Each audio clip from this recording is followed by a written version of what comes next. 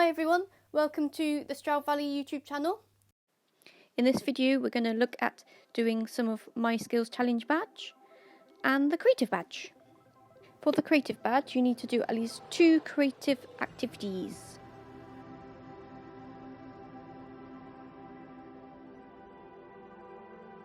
For the my skills badge we're going to have a look at constructing something out of Lego and possibly Minecraft. I'm going to show you how you can do pixel art with Lego, Minecraft, hammer beads. For pixel art you'll need some squared paper or grid paper and pens.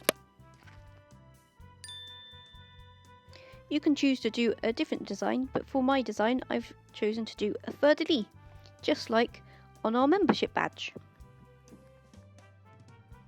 You can make your design out of hammer beads, Lego or Minecraft, which you'll see in the next video. Thank you for watching and I'll see you next time. Bye!